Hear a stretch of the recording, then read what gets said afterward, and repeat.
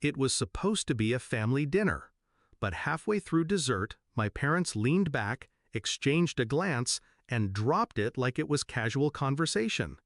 "We've decided," my father said, cutting his pie, "your inheritance will be redirected to pay off your brother's debts. It's only right." My mother nodded, as if balancing their son's recklessness on my shoulders was fair, natural, inevitable. I didn't argue. I didn't even blink. I let them talk.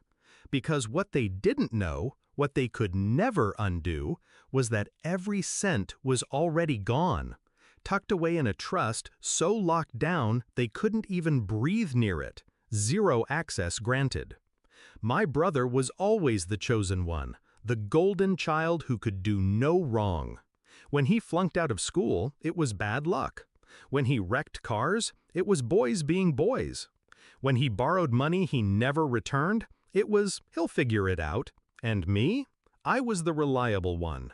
Quiet, steady, the child they could count on, which really meant the one they could use. I learned early not to expect applause, but I didn't expect betrayal either.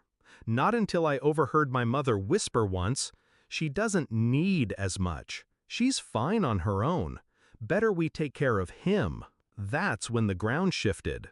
That's when I stopped being their daughter in my head, started being their insurance policy. I paid attention after that, small clues stacking up. My father making calls about my assets, as if they were his to discuss. My mother asking me to sign vague family paperwork. The final crack came one evening, when I stumbled on my brother's message thread. He was laughing about it. "Don't worry, Mom and Dad will cover it. They'll use her share. She'll never say no." That was the night I stopped being quiet. I didn't confront them. I didn't shout or cry. I made a plan. Revenge wasn't about taking anything from them. It was about denying them. I contacted a lawyer. Discreet, ruthless. Together, we structured everything into a trust fund.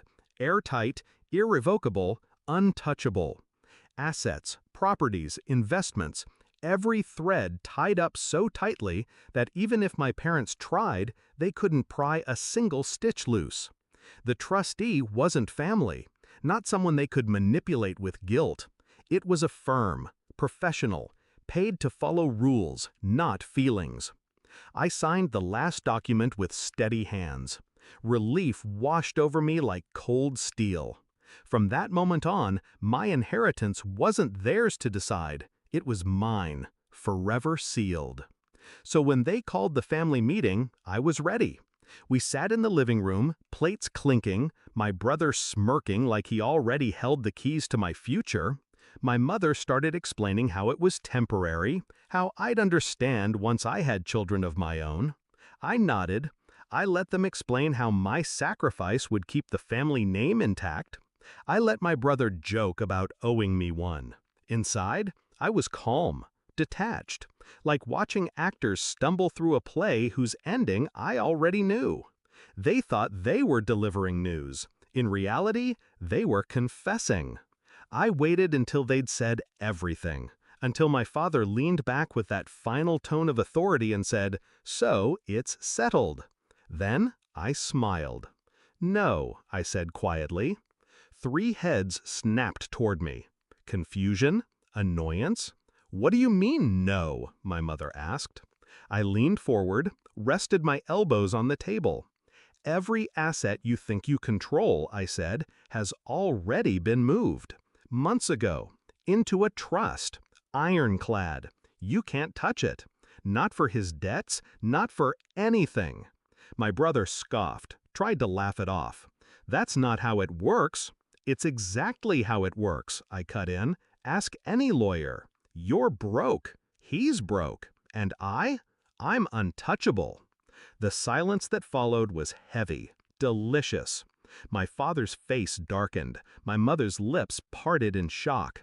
My brother went pale, finally understanding that his safety net had been shredded while he wasn't looking. I didn't raise my voice. I didn't gloat. I just let the truth suffocate them. Zero access. They left soon after. No hugs, no goodbyes.